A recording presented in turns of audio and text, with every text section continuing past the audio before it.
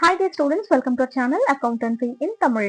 இன்னைக்கு வீடியோல 12th standard accountancy chapter 2 accounts of not for profit organization உடைய illustration first தான் பார்க்க போறீங்க. From the following particulars of Tamil Educational Society prepared receipts and payments account for the year ended 31st March 2019. So இந்த சம்ல நம்ம receipts and payments account தான் போட போறோம். So இதுக்கு முன்னாடி நான் இந்த சாப்டருடைய introduction video and format of receipts and payments account வந்து ரொம்ப கிளியரா இன்ட்ரோடக்ஷன் வீடியோல எக்ஸ்பிளைன் பண்ணியிருக்கேன். ஸோ அதை ஃபர்ஸ்ட் நீங்க பார்த்துட்டீங்க அப்படின்னா உங்களுக்கு இந்த சாப்டர் ஃபுல்லாவே போடுறதுக்கு ரொம்ப யூஸ்ஃபுல்லா இருக்கும். ஸோ அந்த வீடியோடைய லிங்க்குமே நான் டிஸ்கிரிப்ஷன்ல கொடுக்குறேன். கண்டிப்பா ஃபர்ஸ்ட் அதை நீங்க பாத்துருங்க. ஸோ பர்டிகுலர்ஸ்ல என்னெல்லாம் கொடுத்துருக்காங்கன்னு பார்க்கலாம்.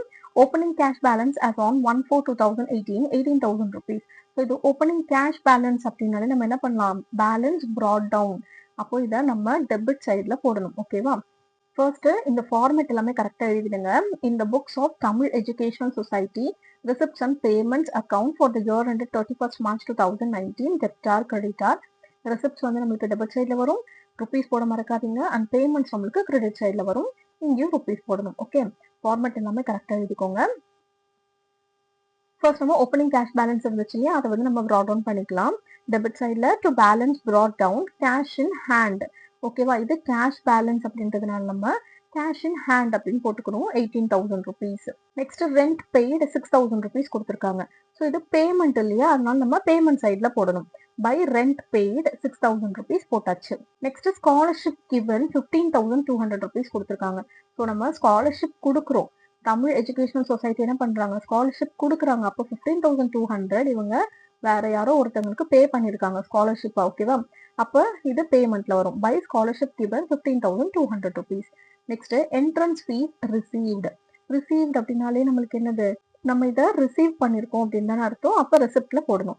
என்ட்ரன்ஸ் ஃபீஸ் எவ்வளவு கொடுத்துருக்காங்க, 18,500 rupees. டு என்ட்ரன்ஸ் ஃபீஸ் 18,500 ரெசிப்ட்ஸ்ல போட்டுக்கணும்.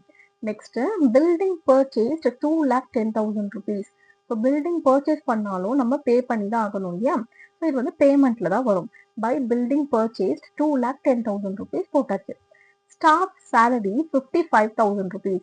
ஸோ சேலரி வந்து நம்ம ஸ்டாஃப்ஸ்க்கெல்லாம் பே பண்ணியிருக்கோம், இதுவுமே நம்மளுக்கு பேமெண்ட்ல தான் வரும். பை ஸ்டாஃப் சேலரி 55,000 rupees போட்டாச்சு. Subscription received 2,65,000 rupees. So subscription அப்படின்றது என்னன்னு உங்களுக்கு தெரியும் இல்லையா. ஒரு ஆர்கனைசேஷன் ஆர் ஒரு இன்ஸ்டிடியூஷன் இருக்கு அப்படின்னா அந்த இன்ஸ்டிடியூஷன்ல நிறைய மெம்பர்ஸ் இருப்பாங்க. அந்த மெம்பர்ஸ் கிட்ட இருந்து மந்த்லி ஆர் இயர்லி ஒன்ஸ் வந்து சப்ஸ்கிரிப்ஷன் அமௌண்ட் ரிசீவ் பண்ணுவாங்க அந்த இன்ஸ்டிடியூஷன். ஓகேவா, அதுதான் subscription amount. So subscription receive 2,65,000. இது ரிசீவ்ட் அப்படின்றதுனால ரெசிப்ட்ஸ்ல போடணும். To subscription receive 2,65,000 rupees.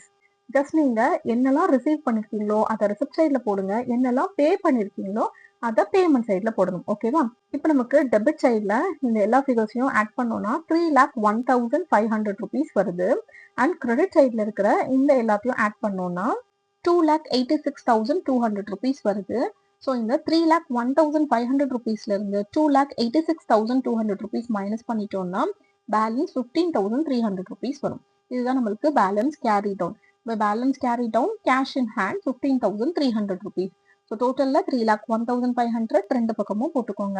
அதாவது நம்மளுக்கு ரிசீவ் ஆகியிருக்க மணி 3,01,500 அண்ட் நம்மளுக்கு பேமெண்ட் செலவாகி இருக்கிறது பாத்தீங்கன்னா 2,86,200 rupees. ஸோ நம்ம பேலன்ஸ் நம்ம கிட்ட கேஷ் எவ்வளவு இருக்கு, 15,300 rupees இருக்கு. இதுதான் இதோடைய கான்செப்ட். ஓகே, ஸோ இந்த சம் உங்க எல்லாருக்குமே கிளியரா புரிஞ்சிருக்கும்னு நினைக்கிறேன். இதுல ஏதாவது டவுட்ஸ் இருந்துச்சுன்னா கண்டிப்பா கமெண்ட் செக்ஷன்ல கேளுங்க. அண்ட் அடுத்தடுத்த வீடியோஸ் பார்க்கறதுக்கு நம்ம சேனல் சப்ஸ்கிரைப் பண்ணிக்கோங்க. வீடியோ மறக்காம லைக் பண்ணி உங்க ஃப்ரெண்ட்ஸ் கூட ஷேர் பண்ணிக்கோங்க. தேங்க்ஸ் ஃபார் வாட்சிங்.